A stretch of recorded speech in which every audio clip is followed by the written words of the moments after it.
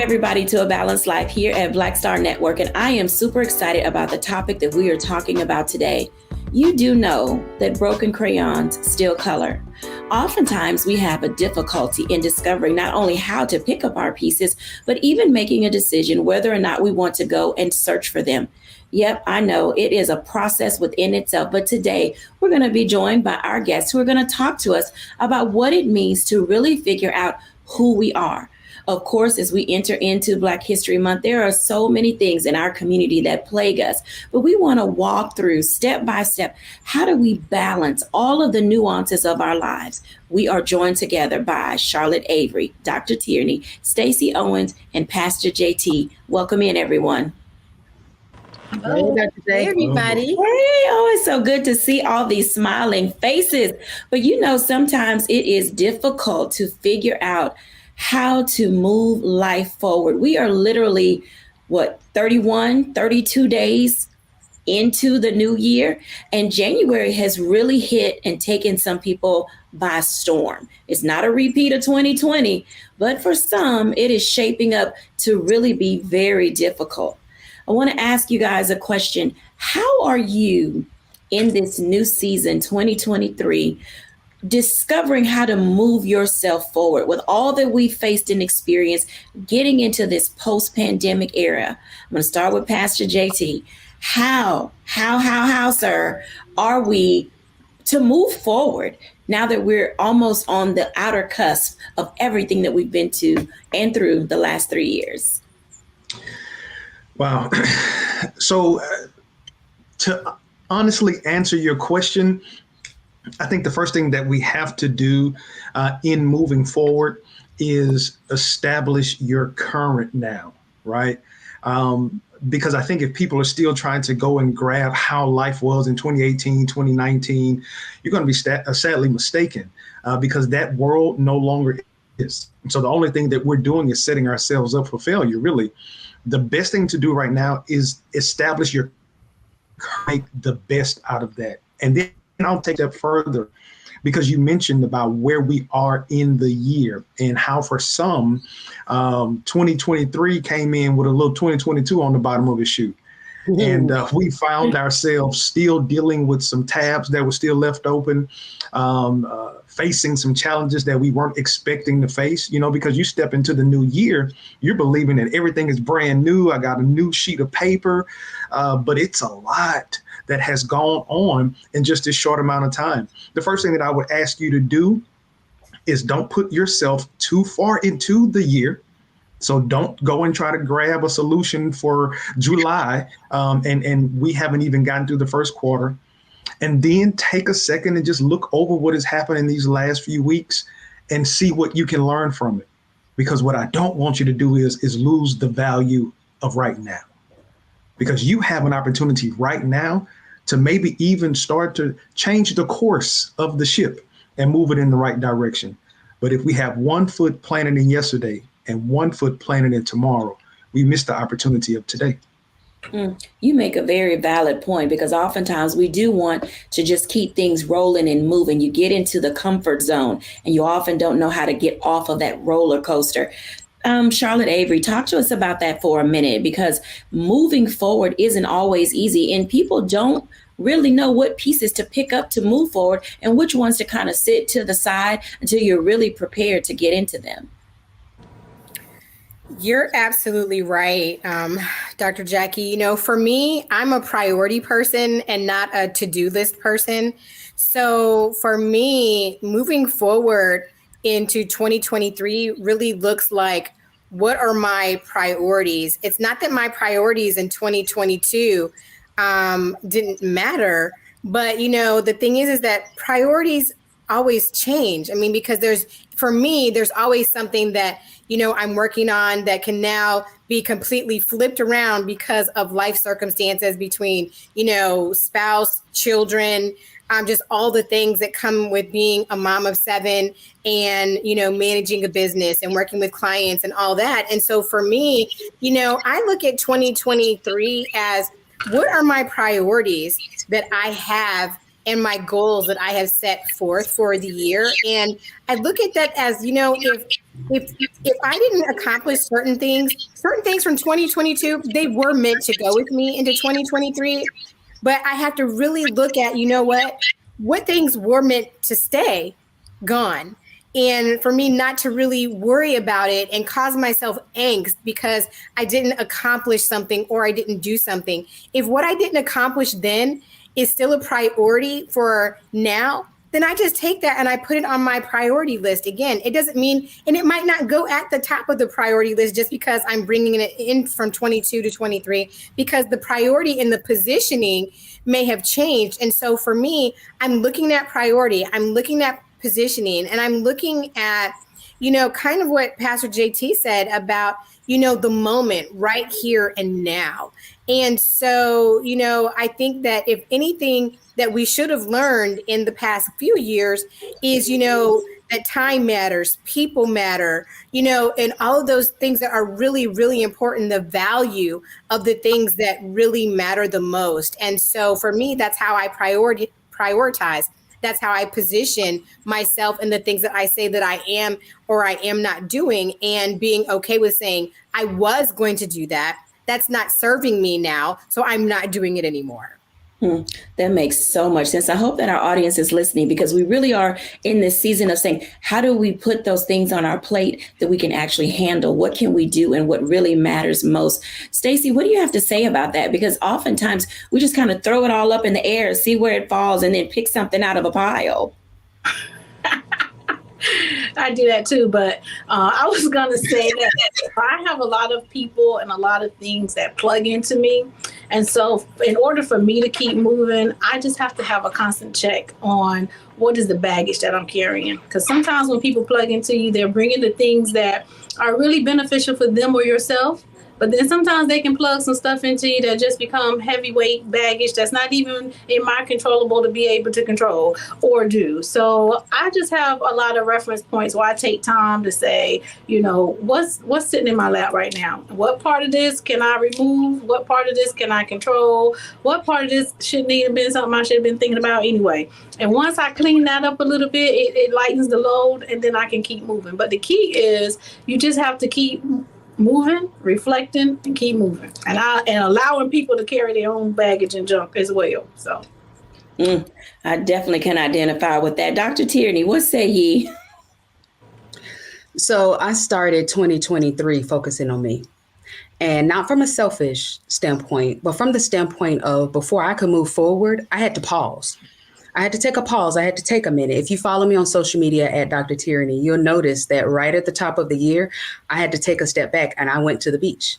I went and hung with friends. I went on vacation right at the top of the year.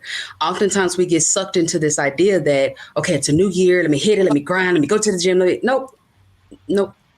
Sometimes in order to move forward, we have to take a step back and really assess ourselves. Where are we? Who are we in this new season that we're walking through? 2022 kicked my behind. So I had to stop and say, okay, ma'am, what do you need right now? What do you want right now? Take a beat, take a breath, and then move forward. Like my sister Stacey said, there's a lot that is plugged into me right now. There's so many different hats and roles that I wear, but if I'm not taking care of myself, then I'm no good to anyone or anything that's around me. So sometimes to move forward, we got to take a step back and assess. Taking a step back isn't always easy. When we come back after the break, we're going to talk about how do we match energy? Who are we attracting to us? And is it something we keep or something we let go? When we're back after the break.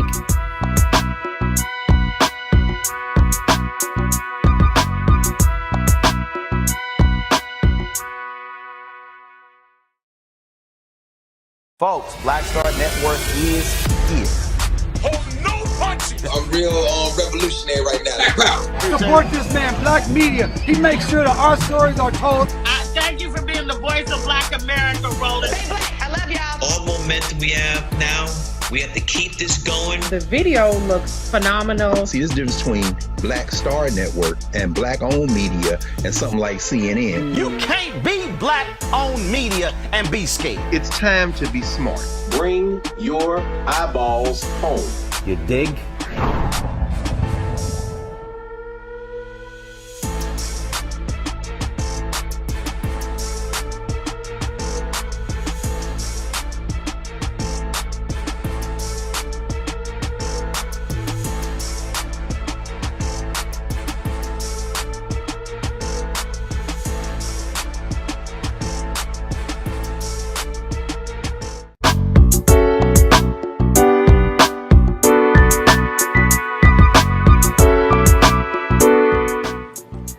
Welcome back, everyone, to A Balanced Life. As you can tell, we're in this season of really discovering how to balance all the pieces of our lives. They could be whole pieces or they could be broken pieces.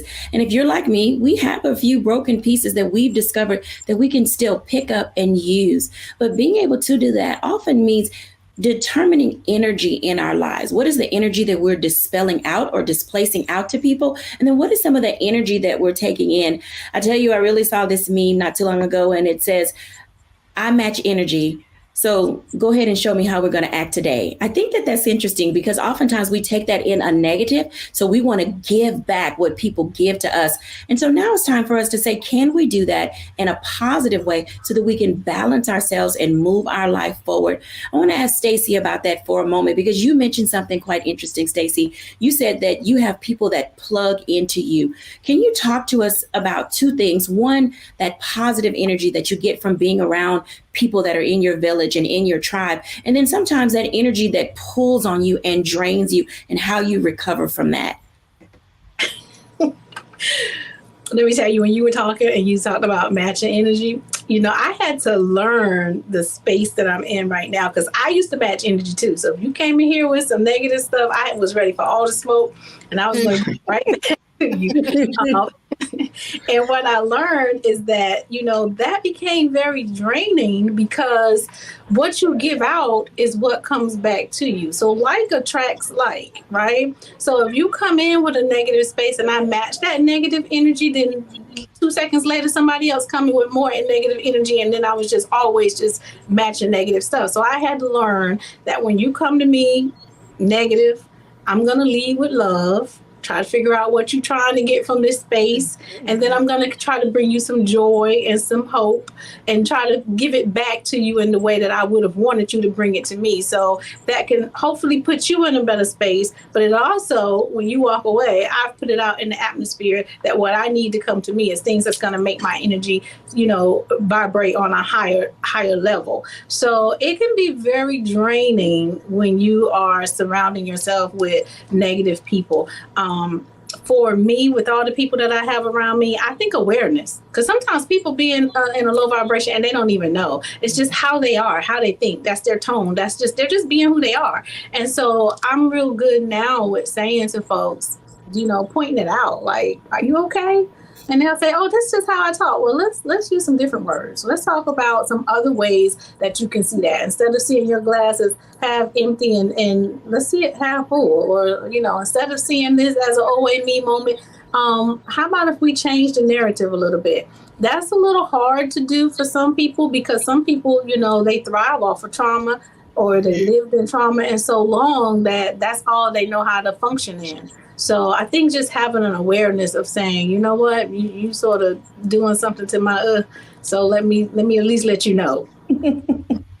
That makes perfectly good sense. We find ourselves, we're one individual and we find ourselves in so many spaces. We have our general public people, we have our workspace people, we have our family people, and we have our church people. So we oftentimes can be chameleon. I want to ask Pastor JT about that because, we're back in church and we're doing all these various things. How do we handle the energy when we're working in ministry or being around people in our groups and in our organizations, Pastor? It's interesting. It really is interesting. One of the things that I will say that has really helped me, I think it was a quote, I believe, I don't want to misquote. It could have been Maya Angelou or Oprah Winfrey, one of the two. But I think somebody said that when somebody shows you your true color or their true color, believe them. Mm-hmm. I think one of the things that allows energy to be drained from us unnecessarily and rapidly is when we expect people to be something or someone that they cannot even be for themselves or they won't portray, and we're trying to force them to be a different way. Or we have such rose-colored lens, we just believe that everybody in the world wakes up in the morning, has meditation, listening to Mozart, their blood pressure is leveled and they are, under their BMI number. And we know that ain't true. And I think what happens is we put ourselves in a position to allow a swinging door, a cycle of trauma of sorts. So I think when you're working with people, if it's in a professional setting, if it's at church, if it's in your social organizations, man, if it's your family, allow them to be them, figure out who they are. And especially if they repeat that, that's them. And then figure out what compartment they need to be placed in your life. And I believe that helps protect you from unnecessary pain. There's a song, No Pain, No Gain, but hey, I'm in a space right now. If I got to gain through pain, keep that. I'm going to figure out the areas that I'm willing to stress myself in. And it definitely ain't going to be people. You bring up a valid point, because being in control really starts at the beginning of the year. And the moment that you allow yourself or give permission for someone else to take control of your decisions and how you live and how you think, you literally can put yourself in a tailspin the remainder of the year. Charlotte, as it relates to family, how do we guide people who are broken to help other people not break other people in the process? Because oftentimes our family is where we find the most hurt. Oh my goodness, you are absolutely right. Because it's really the people who we love, who we share time and space with the most.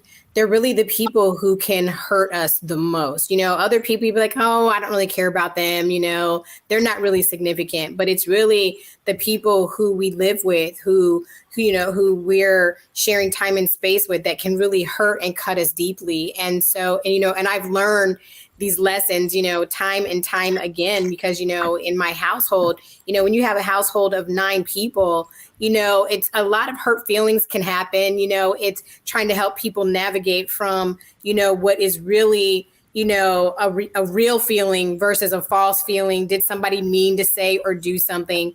And so, for me, it's, one thing that, Stacey was talking about is awareness. It's really, having people awareness, even of the people in your household, and being very cognizant of who they are individually versus what their role is in the family. And so for me, I always have to remember that everybody in my household has a different personality. All of my children have different personalities, although they may be similar. So how I deal with them, how I nurture them and love them and chastise them and have intimate conversations with them and teach them is completely different. I can't be the same way with Lim that I am with Isabel, or, all those different things. And so I think we have to be mindful of the people that we're around, but also,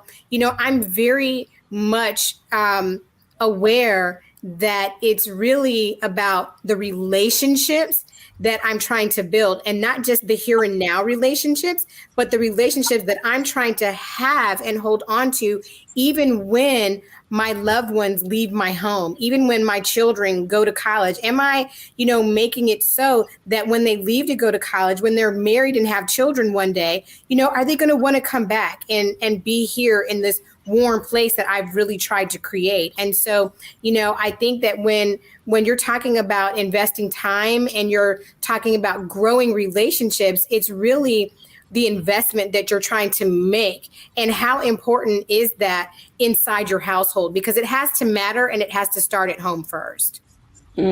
Absolutely. Oftentimes what happens in the home is outside in the public, especially since we're all back outside. Dr. Tierney, talk to us for a little bit about the imposter syndrome and how oftentimes we wear these masks and are almost chameleon-like wherever we find ourselves. How do we balance the idea that sometimes we have to be chameleon-like, but other times we're still searching for our authentic self? Mm-hmm. And I think you hit it right there in the last thing that you said, searching for your authentic self. When we don't know who we are, then of course we're going to be a chameleon in any situation that we, find ourselves in, because we're just trying to fit in. We're just trying to fit in with this group. We're trying to fit in that, with that group. So we're not really being our authentic self, because we're just people pleasing. We're trying to get them to like us. And so let me put this mask on today, and let me put my church mask on tomorrow, and let me put this mask on, or the boss mask on, or, and that gets exhausting.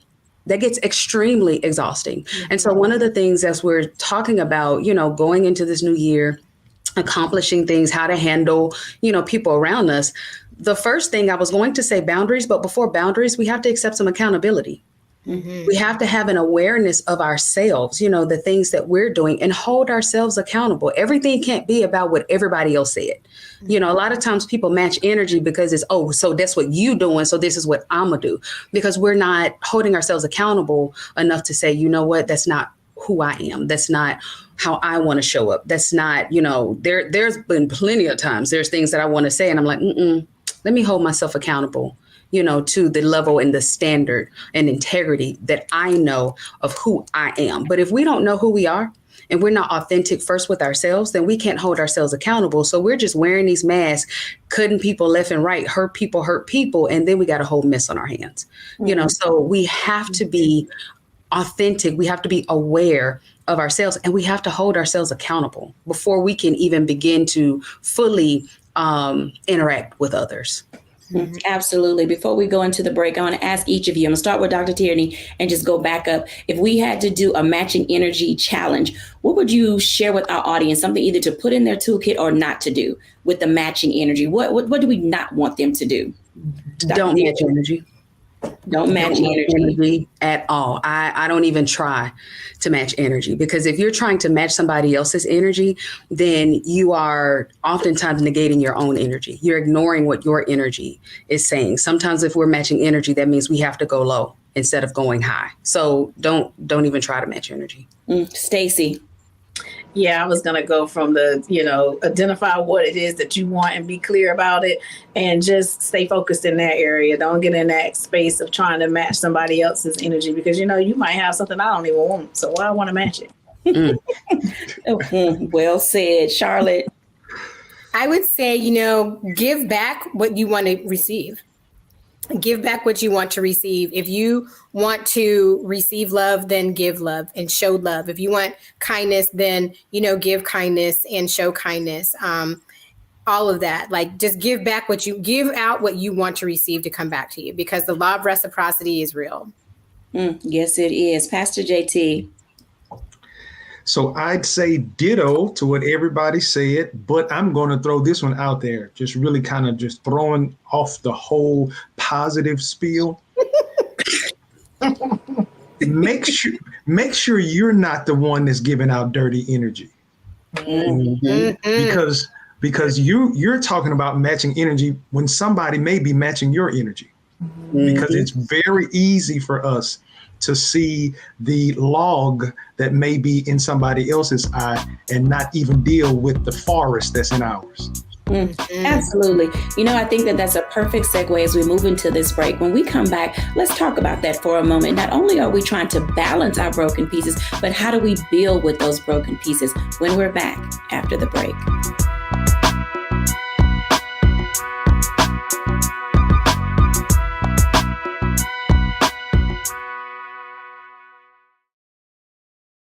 Don't you think it's time to get wealthy?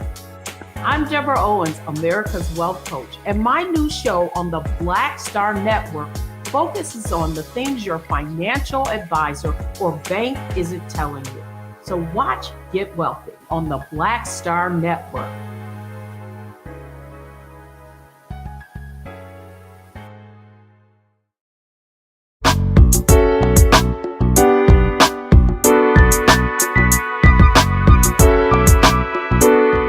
Welcome back, everyone, to A Balanced Life. And as you can tell, discovering how to move your life forward with all the pieces that we have can often sometimes be daunting. But as you can see, there is a way to be able to not only pick up your pieces, but to build with those pieces. And sometimes we're trying to discover who are we attracting in our lives, the people, the friends, our family, because you have to get rid of them as well as keep them. But then also there are the jobs that we're trying to attract, the relationships that we want, the communication and leadership styles that we need in order to be able to move forward. So let's for just a moment talk about, we said a little bit about this imposter syndrome and what we can do and not do with it. But how do you discover, Dr. Tierney, to build with your broken pieces? Some people don't have the luxury of starting from scratch. They just have to work with what they have. How do we do that? Mm-hmm. So I always like to say, we're never really starting from scratch. We might have to start over, but we're never really starting from scratch. The things that we've learned, the mistakes that we've made, the wins, the highs, the lows, all of that has taught you something. All of that has shown you something, and it may be broken pieces and fragments. It might not have turned out the way that you wanted it to, but all of that is something that you can use to build. If you think about some of the most beautiful art pieces that grace our homes, a lot of them are mosaic pieces. A lot of those are different colored glass pieces, different colors that have been blended together that the artist has used to make this beautiful artwork. You rarely see one solid piece of something and okay, that's art. It's usually a combination of colors and textures and that really makes this beautiful artwork. Your life is no different. Your life is this beautiful artwork that our Heavenly Father, the potter, is putting together. And so it's going to look a little different than what we might have thought it was, but it's nonetheless just as beautiful. So when we get into that imposter syndrome, it's because we think we don't have enough. We think that we're missing something. We think that because this didn't turn out perfectly, or I have this piece of fragment over here and this unfinished business over there, that we can't be used. And I beg to differ.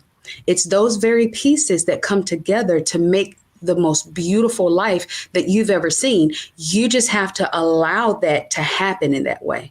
Stop looking at it from, I have to start from scratch. No, honey, everything works together. All of it. If you allow it to come together, it will be the most beautiful thing you've ever seen. And sometimes we have to take a step back in order to get perspective. This is why I always say the coach has a coach. I have a coach and a therapist. Okay. Because sometimes I need someone else to come in to say, hey, did you know you can use this like this and put this with this, and that'll make a beautiful that.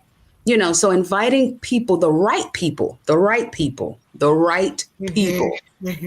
into your situation with all of these broken pieces to help you see the beauty that lays around you. Mm-hmm. And that's a life lesson that people don't always get. And I'm going to invite Charlotte into this conversation because it's true. We are a sum total of all of our life experiences. And, similar to that analogy of the mosaic that's being put together, sometimes our life is like a hologram.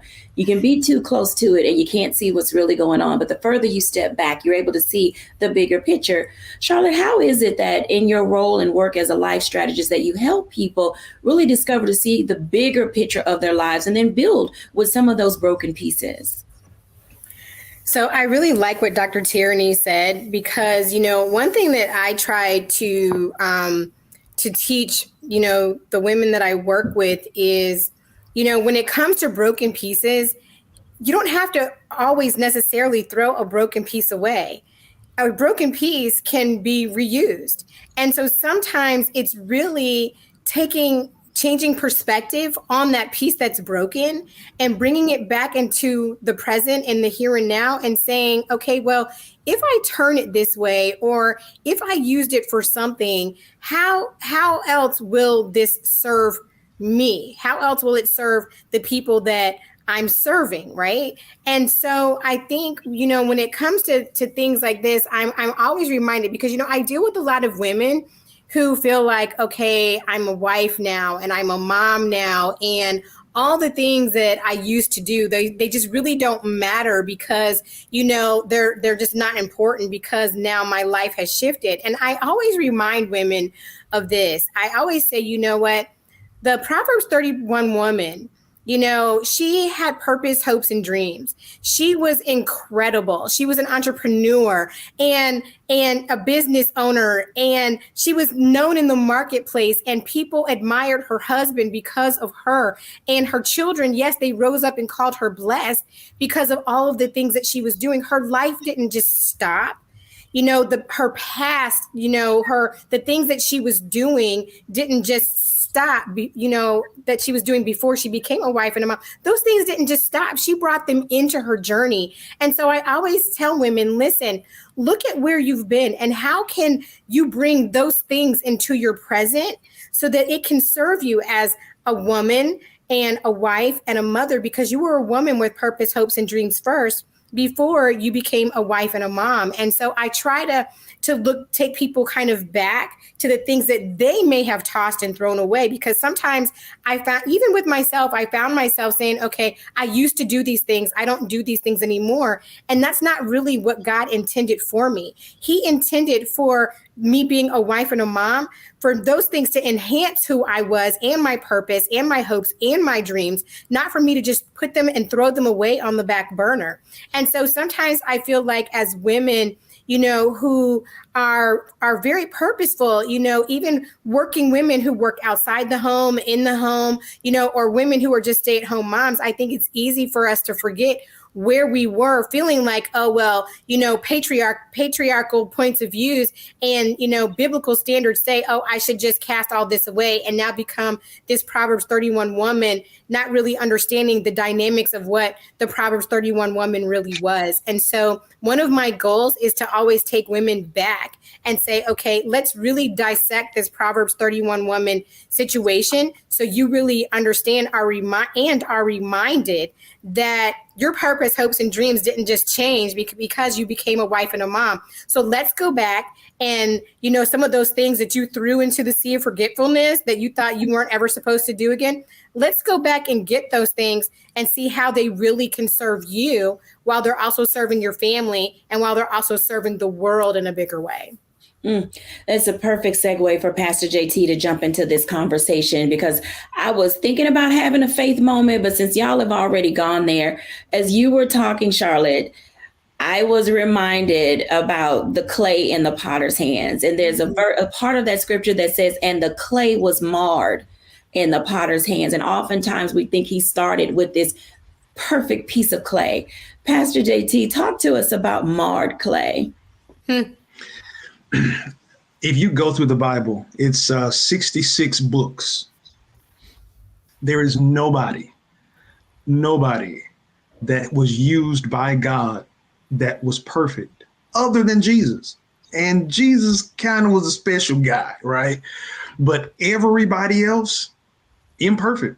I mean, even starting from Abraham, his bout with doubt, he ended up having a child and that wasn't the seed and had to now wait. And, that caused a sibling rivalry all the way to Moses being a murderer, having a stuttering problem, Jonah having to spend a long weekend inside the belly of a fish because he was being disobedient. Not even to mention going to the New Testament, when you think about Paul, who was once Saul, who this dude was a murderer. Like he legit was in them streets killing people, but yet he was preaching the word of God. And this is the thing that I will say. When you feel like you're perfect, you have a feeling that you don't need God. That imperfect spot makes you pray a little bit more. It makes you want to dig a little bit deeper. It makes you want to aim to be better today than you were yesterday. But this is the thing that I want to challenge somebody to do right now, because as I've heard Dr. Tierney, I heard Charlotte, the thing that kept ringing in my ear, a broken color steals color. Even a mirror that is broken, you pick up a piece of the mirror, you can still see your reflection. I just need to let somebody know right now, stop comparing your color to somebody else's color, because that's the thing that's really bothering you. Because I need to tell you, maybe nobody else will, but even those that we may look at on social media and think that they have arrived, man, people only giving us their ESPN highlight reel. Like nobody is not giving you the days that it's not working or all of the no's they got. Everybody now want to talk about, contracts coming, checks coming in the mail. Man, think about all them no's you got before you got that one yes.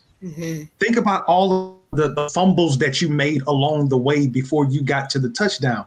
And because nobody is promoting the grind, the getting from the 1 yard line on this side and having to go all the way 100 yards down to get to the other side, we're only looking for the big play. We're only looking for the touchdown. And if we continue to live life like that, my brother, my sister, it's going to be a hard, depressing life. But man, you get 4 chances just to get 10 yards. And if you keep that mindset, I'm giving a football analogy, but if you keep that mindset and just do a little bit every day, to get you to that end zone, you're going to score. So I don't want you to get lost in the comparison that we have grown accustomed to now, because social media has kind of put us in this unnecessary depressive state all day, every day. Look in the mirror, even if it's the piece, you can still see a reflection, and that reflection is beautiful. And make sure that that piece is put in the hands of the master. And if you do that, everything is going to be a masterpiece.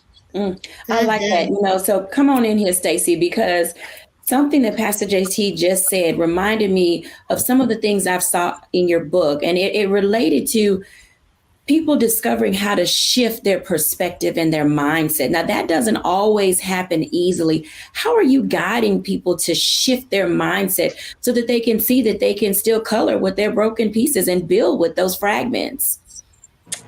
Wow, it's just it's your level of awareness. Like, are you willing to accept, do you even know your broken pieces? Have you taken time to identify your places of hurt, or your places that you feel like your emotions that's attached to your broken self?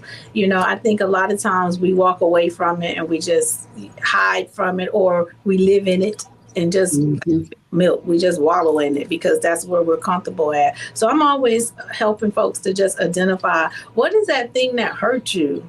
What is the thing that hindered you? And then have you started your own personal healing process to that? I think in my younger years, I had a lot of rage built in me, and I didn't know why. I mean, it didn't take much for me to get angry if I felt you was doing me wrong, or if I felt you were lying to me or something like that. And I would just, go off on you. So I had to really do some self-reflection to figure out, what is the thing that's hurting me most? So I'll use me as an example, because I know everybody else don't have these problems. So, I won't talk about nobody else.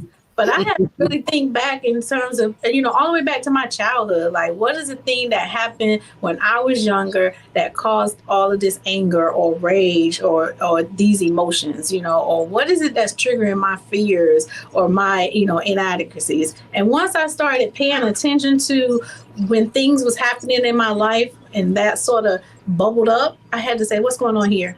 What can I compare that to? And then after I started becoming a little bit more aware of myself, then now I can control that. Now I can start reshifting the way I see it and think about it. I can self-regulate now because I have control over it. So the thing that was done to me that hurt me don't have to control me once I identify what it is and make a decision that I need to flush it and let it go. So Dr. Tyranny loved to tell you guys, you need a coach or a therapist, or you need to have some self-reflection, or if you can't do it yourself, you have to have someone that can help talk you through that and help you flush those negative thought patterns or those negative traumas or those broken pieces. They're not going to go anywhere. Everybody in your story has a broken piece, a piece of trauma or something. It's all about, can I get control over it? Can I accept it and not let it control me? Well said. When we come back after the break, let's talk about this thing called analysis paralysis, when we're back after the break.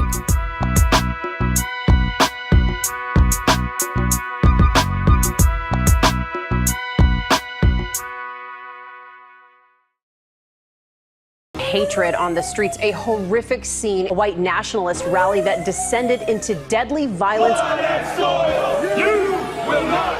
White people are losing their damn minds. As an angry pro-Trump mob storms the U.S. Capitol, we've seen shooting. We're about to see the rise of what I call white minority resistance. We have seen white folks in this country who simply cannot tolerate black folks voting. I think what we're seeing is the inevitable result of violent denial. This is part of American history. Every time that people of color have made progress, whether real or symbolic, there has been what Carol Anderson at Emory University calls white rage as a backlash. This is the rise of the Proud Boys and the Boogaloo Boys. America, there's going to be more of this. Here's all the Proud Boys, guys. This country is getting increasingly racist in its behaviors and its attitudes because of the fear of white people. The fear that they're taking our jobs, they're taking our resources, they're taking our women. This is white fear.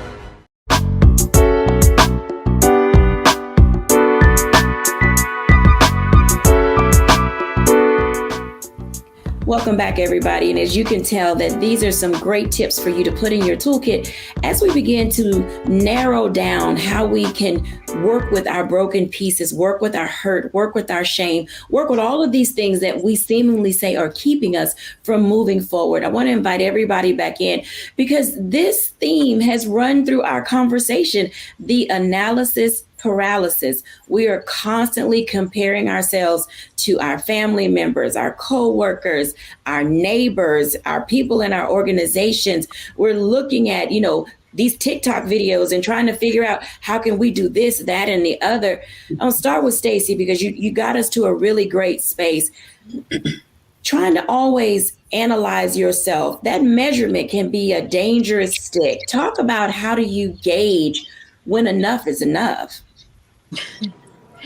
You gauge when enough is enough when it starts impacting the way that you're moving in a day, or you're impacting the things that you're not being able to attract to yourself. I think when you start talking about comparing yourself to others, Pastor JT couldn't have said it any better when he said people are showing you those happy spaces in those 30-minute little TikTok videos or whatever. I mean, I do the TikTok thing every now and then because people tell you that's how people can start to understand you as a person. But let me give you a flashlight right now. If you watching my social media, then you want to be like me, you better go in the comments and ask me the parts about me that you might not want, because that little thing you do for TikTok, that's just so you can see the good side. Like you said, you don't see the nose, you don't see the crying at night, you don't see the hardships, you don't see that kind of thing. So stop wanting what other people want. And when you're gauging yourself, be honest with yourself. Don't be delusional. Like, what are your gifts and talents? What can you do? What are you doing? And then are you truly doing it? Because I tell you, that son of mine, he is so gifted and talented, and he's always talking about all the things that he want to do. And he's like, Mom, I'm looking for a job. I'm doing this, I'm doing that. But you sleeping all day. Are you really doing it? So you got to just really reflect and ask yourself, are you being even truthful with yourself? And then when you can't be truthful for yourself, listen to what people around you are saying.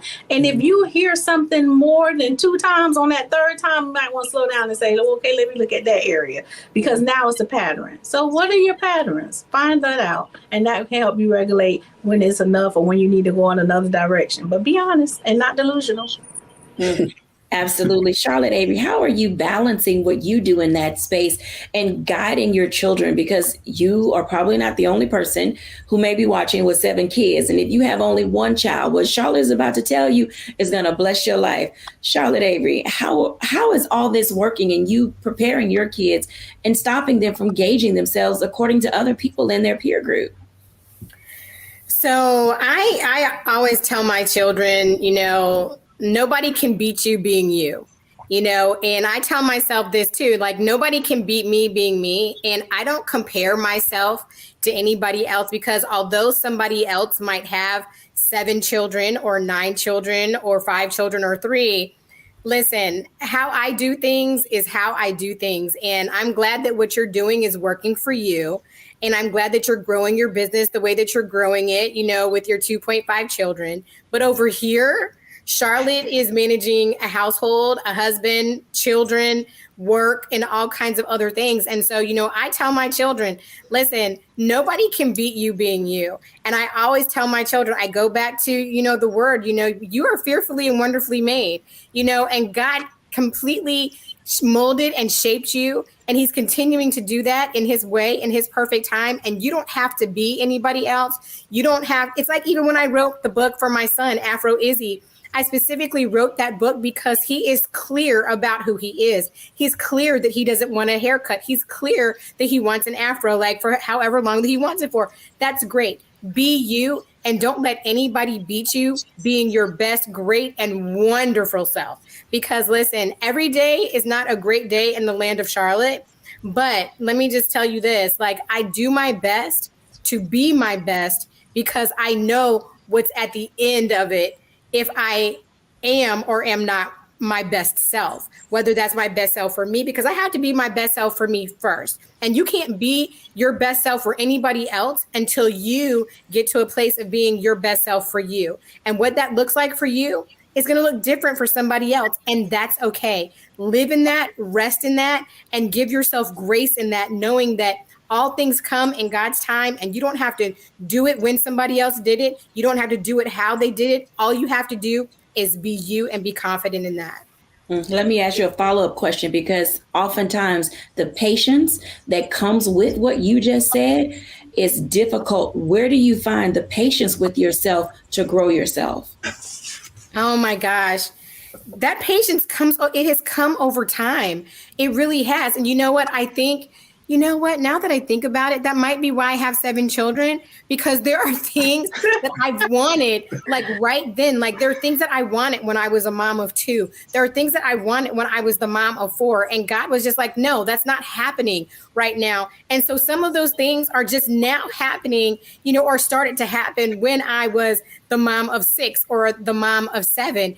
And so it's like funny how God does things, because it's like the things that I wanted right then and there, God was like, no, you're not ready. And so it's also giving myself time, like even like with what Stacey was saying, like self-reflection, even asking myself, first of all, knowing that God is bigger than me. And so he knows when the perfect timing is, but asking myself, okay, well, did it not happen because I wasn't ready? What is it that really prevented me from doing something? Sometimes it was me, and sometimes it was God blocking it. And so I think it's just time. Time creates patience. Patience doesn't come overnight. That's why when people pray for patience, I don't pray for patience anymore, friends. I've been down that road. I know what patience looks like and what praying for patience looks like.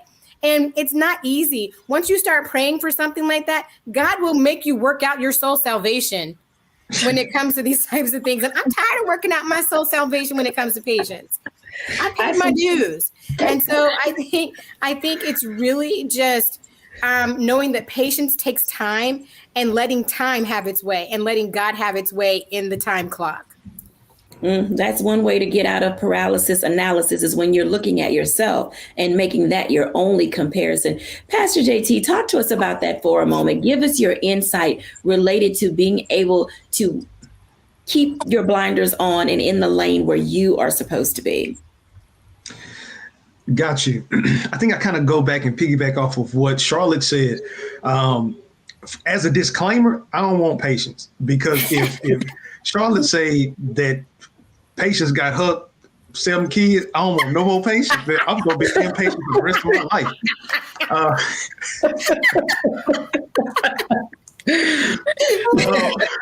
I'm sorry. But to answer your question, I think keeping blinders on, it's something that was instilled in me as a young child, right? And I think that has a lot to do, and I applaud Charlotte, seriously, I applaud Charlotte for investing in her kids the way that she is, because a lot of it starts at home. We are, as you mentioned, Dr. Jacquie, we're the subtotal of our life experiences, but a great percentage of that is the house we came from, what we saw as a kid, what we heard in those formative years. I never forget my father. I had an opportunity when I was in high school, had an opportunity to go and meet Bill Clinton, who was the president at the time, and I was nervous. And I never forget, I called home. I was talking to my dad, and he was like, "Boy, what your voice shaking for?" So I'm like, "Well, Daddy, man, I'm nervous." And he was like, "Boy, your name is Jamel Johnson. And it's only one Jamel Johnson. When you go to that man, shake his hand, look at him in his eye, because he put his pants on one leg at a time, just like you. The only difference is he stay in a big white house and you stay in a house off a homestead." I thought about that. That seed that was planted in my life has caused me every day to want to be the best Jamel Johnson that I could be, because that alone, I am an original. I am an original. And if I try to be anybody else, at best, I'm going to be a good carbon copy of them. But this is the thing. Just going back to what Stacey said, I may not even want to be the copy that they are, because they may not even want to be the original that they are. So if we start this whole game of trying to cheat off of other people's paper, could you be looking at somebody else's paper, taking their answers and putting them on your test, and you get a flunking grade because you didn't know both of y'all had different tests? Mm-hmm. God was challenging you to be something and growing you to be something totally different than them. Maybe their ceiling was supposed to be working in the mailroom and your ceiling was supposed to be the CEO of the company. But because you wanted to copy off their page, you've limited your life and you didn't get a chance to graduate to who God always created you to be. So I would challenge anybody, just wake up in the morning wanting to be the best version of you. And when your last breath is breathed, man, you'll be able to go to glory knowing that you gave God all you had with the life that he gave you. Absolutely. Dr. Tierney. And that was probably the most perfect setup for what I was going to say. When we're talking about analysis paralysis and comparison, it really comes back to fear. Fear of being yourself, fear of other people accepting you and you be you. So it's easier to compare yourself to other people and play Inspector Gadget into their lives than for you to start doing some investigation of your own life, investigating your own fears, your characteristics, your qualities, your talents, your insecurities, and really digging into that. I tell people all the time, I pay a high price to sit in this big yellow chair. Please don't covet this big yellow chair unless you're ready to pay the price. We look at the different platforms that people have on social media, not really knowing the price that they paid, because we really don't know that person because we really haven't done even the investigation into our own lives. So it's easier to say, oh, well, she on that because, she cute or she married or she went to the University of Miami, go Canes, or all these other things that we like to attribute as the reason why the person is where they are, instead of us actually looking at our own selves, looking at our own lives and actually doing the work. Roland actually put a post up. It was maybe a month ago or so now, but he made mention, he said so many people come to him with all these different ideas for shows and this and that. And so what he does, he just sits back and he watches them. He looks at their social media feed. He goes to their YouTube page. He watches what are they doing? Are they coming to him with these great ideas that they themselves aren't picking up the torch to run with it? And that's the thing that I want you to know. When we are busy comparing ourselves to other people in this analysis paralysis and we're not doing the work, the real movers and shakers, the real big moves that's happening, the people that really could put you on, they are watching you. They're not trying to see if you're being like someone else. They're not trying to see, you don't have to have 1 million followers, but they want to know, are you really doing the work? Do you really believe in you? Do you really believe in what God put on the inside of you? If not, they're going to pass you by and someone else is going to get the torch because they're ready to run with it. So always, always, always, before we're sitting back wanting to compare the other people, do your own comparison, do your own investigation into here. Because I promise you, when you do that, the right people will see you and the right opportunities will find you. You won't ever have to go chase them down. Amen. Absolutely. I think that was very well said. When we're back after the break, I'll give my reflection.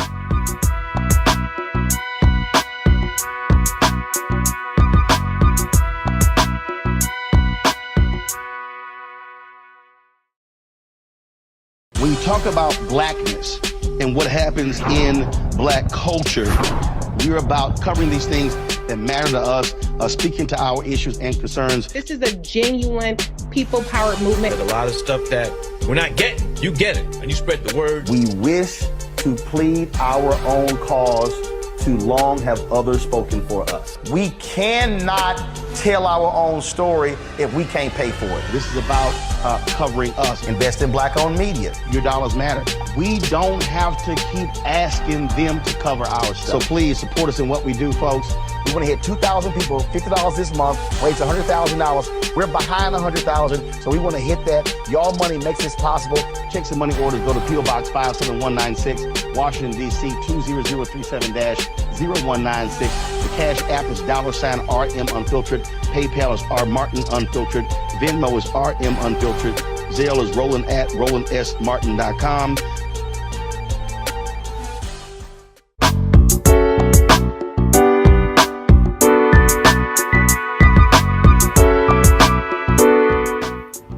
Welcome back, everyone. And as you can tell, we've put some great tips and tricks and tools into your balanced living toolkit. Discovering how to balance your broken pieces does really require you to take a good introspective look at who you are as a person. not who you were told you could or couldn't be, not what somebody made you into becoming, but who are you deep down at your core. And then once you discover that about yourself, you're able to lay the proper foundation for the life that you were meant to live. That means taking all of your life experiences, the good, the bad, the ugly, the indifferent, all the ones that made you fall out and cry at night. It takes all of that to become our best self. But in doing so, you really will build what was meant for you. And in that alone, you will be sustained as a person. Thank you all for watching. Bye now.